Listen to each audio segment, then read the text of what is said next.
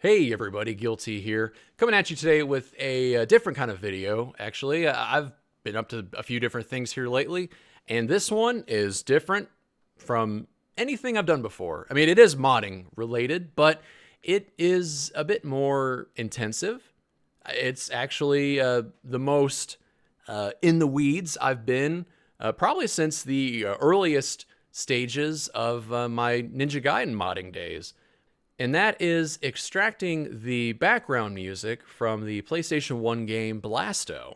It would seem that for the last 5 years, the community at large has been unable to figure this out. In the Haley's Comet server, which is a great server, there's a lot of enthusiasts, modders, a lot of experts in here, really, when it comes to ripping music and audio effects from games. I will link to a few of the quote unquote Josh W sites in the description if I remember.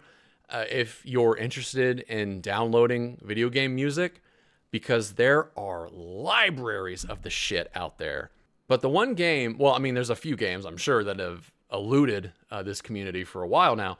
But in July of 2019, there are people that were asking about Blasto. It was kind of throwing them for a loop. The data file was compressed. Some progress would be made, but, hey, Blasto was never ripped, was it? This was asked in 2019, and then it wouldn't be until October of 23. I would ask, hey, when was the last time Blasto was looked at? And the perception was Blasto uses a custom PFS driver or uses custom SEQs. So it's been, kind of a difficult ask. It's a tall request. It's a tall order. It's not a traditional file format. Well, it turns out it kind of is. I threw a few acronyms out there just now, and if you're not familiar with the scene, you might not know the fuck I'm talking about. I'll go ahead and set the stage for you right quick. The PlayStation Software Development Kit, known as PSY-Q, I guess, or PSY-Q, there is a companion document out here for it where it kind of dives into the various file formats for the models, the animations, and the sound files that are either commonly used for the PlayStation or just universally used. Because at the end of the day, the PlayStation has to be able, the PlayStation 1 console has to be able to process this data. So I'm thinking that there has to be some standard in place. But why are some games harder to crack than others? Well, I guess that's where encryption and custom drivers and custom code might factor in. When it comes to audio specifically, these are the things that a modder or a reverse engineer are looking for. There is the SEQ header. The SEQ is the PlayStation Sequence Data Format Header. I was leveraging ChatGPT yesterday. I've leveraged ChatGPT a lot in the last 2 years or so, and it's worked out a lot. It's really good at writing easy Blender scripts, and I turned to it yesterday for a little bit of help with this. Yeah, the SEQ file is literally the sequence file that dictates how the sound bank, the instruments and the effects therein, are played. The order in which they're played, their pitch, their volume, frequency, you name it. The SEQ is the conductor of that orchestra.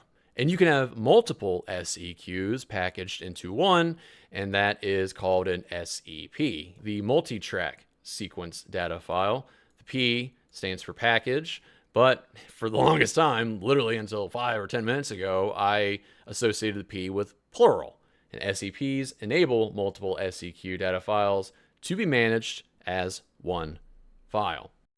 So you have one conductor here, or you can have a bunch of conductors that, fuse Patara earring style into one, mega ultra conductor. You have a conductor. What about your orchestra? In your orchestra, you have a variety of instruments.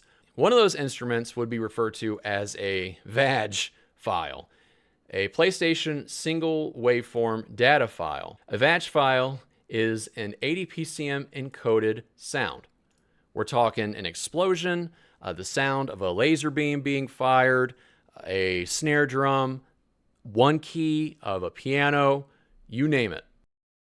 This is one instrument in that orchestra, and it plays one sound. And a VAB, kind of like how the SEP is to an SEQ, a VAB is a sound bank, and it manages multiple VAG files under one. And that is the 30,000 foot view of how the PlayStation manages its audio. It uses sequence data files and it uses VAG files. And that leads us back to Blasto. And it wasn't until yesterday where I had a bit of an epiphany.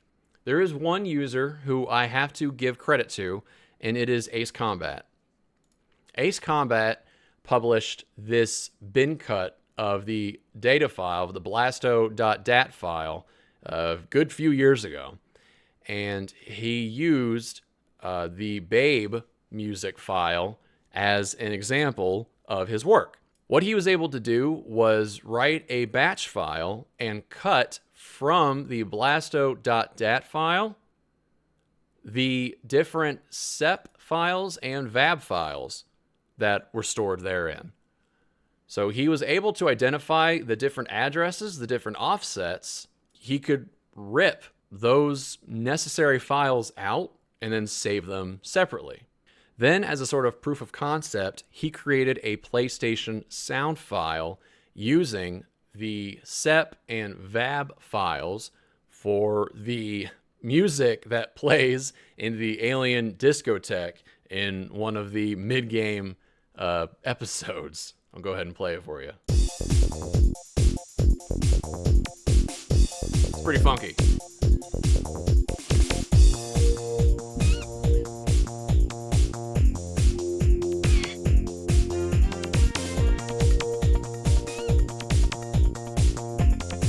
He demonstrated that he was able to pull the music from the game.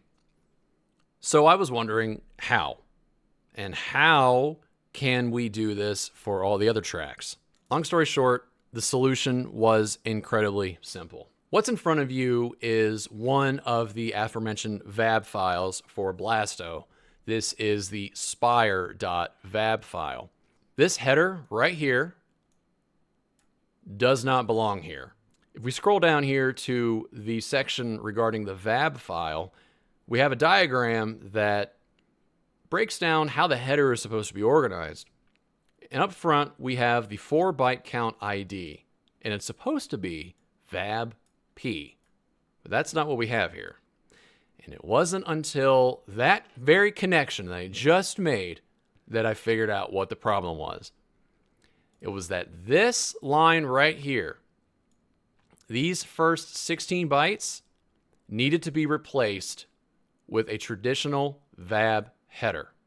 It was due to an unrelated task I was performing where I was converting the Babe PSF to a EXE, where it suggested to analyze the EXE for the SEP and the VAB data. So I pulled the EXE into my hex editor and I did a search for the VAB header, but because it's in Little Endian, I had to do it backwards, and there it was. PBAV, and then the rest of this information right here. And then I opened the VAB file that was ripped from my blasto.dat using the bin cut batch program, and they all had this kind of header, where there was no PBAV up front. It had the names of the files there. It's like Spire, Robo, Babe. And that's when it dawned on me. The reason that I was not having any luck was because these had the incorrect headers. So what I ended up doing was taking this header. If you remember the file format, the first 4 bytes is the ID, VABP, or PBAV if the endian's flipped. The next 4 bytes is the version. 4 bytes after that is the VAB ID. And then the 4 bytes after that is the waveform size. I tried doing some research on this, like what it means, like waveform size. What's the measurement on that? You know, and I guess it's waveform points. I really don't know. But these are the first 16 bytes. I'm going to take the first 16 bytes of this header, copy it, and just like I've done here and here and here, I'm going to overwrite these false headers with the actual true VAB headers in Little Endian.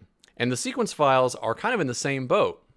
If we go back to our document, SEQP, the version, resolution of quarter note, tempo. Well, if we go to this one, we have the name of the file and then the name of the file.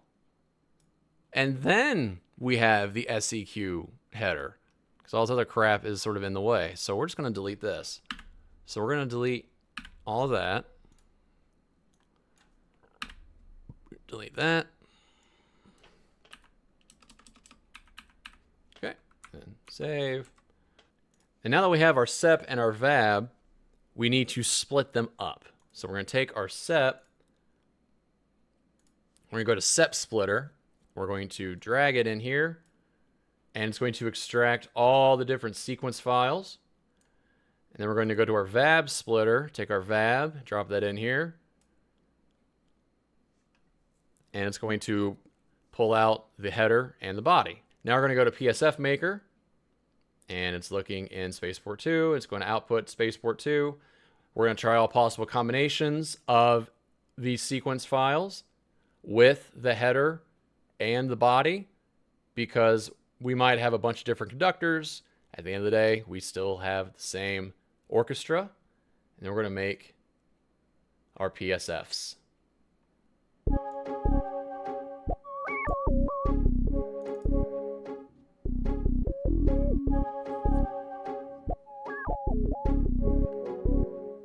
We got music.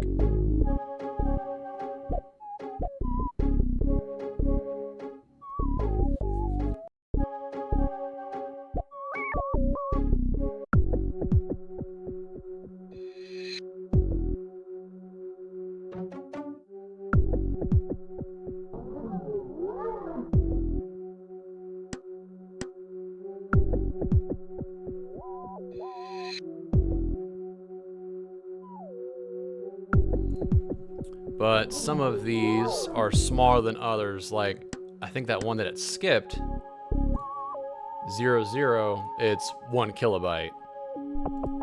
So I'm curious.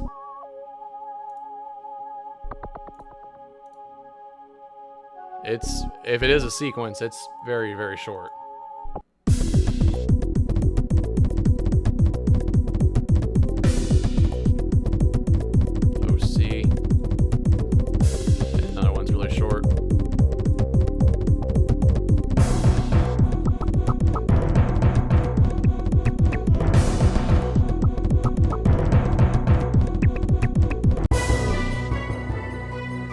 Here's the opening music to episode 2.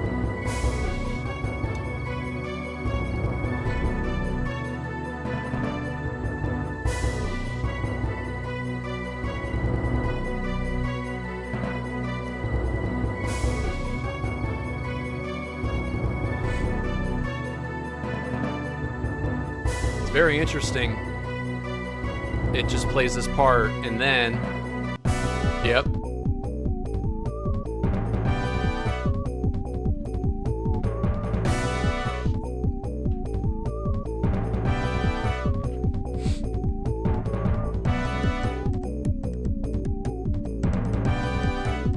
Yep, how they did music for this game is still very wild.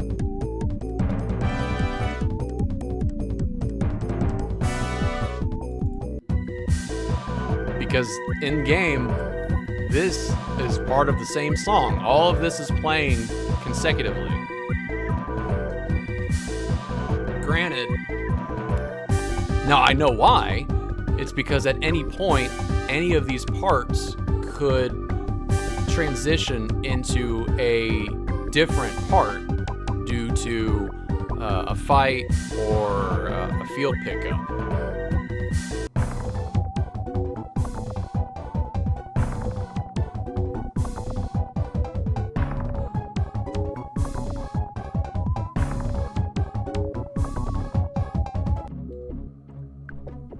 But this is crazy. When I did this last night, I lost my shit. I couldn't fucking believe it.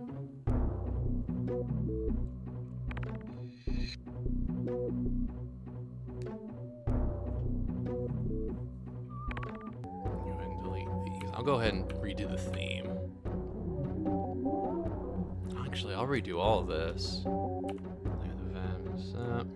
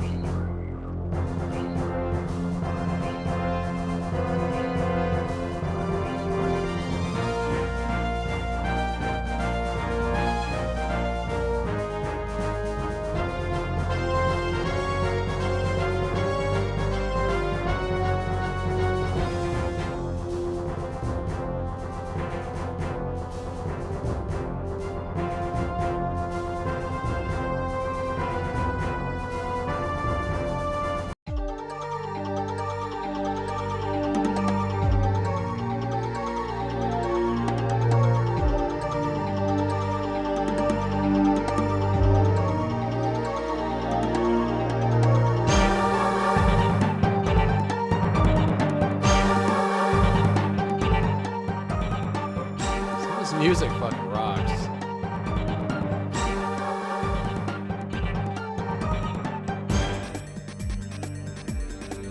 And I guess, I mean, it just goes to show, and if you've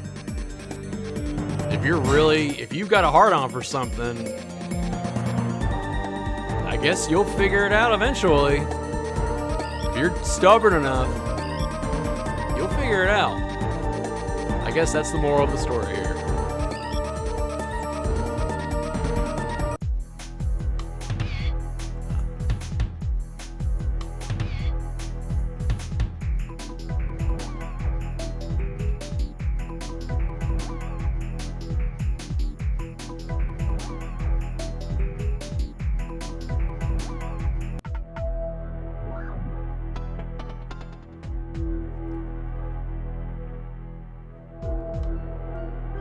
Well, on that note, if you watched to the end, if you watched at all, I appreciate your engagement, and thank you for stopping by. Until next time, like, subscribe, and go outside.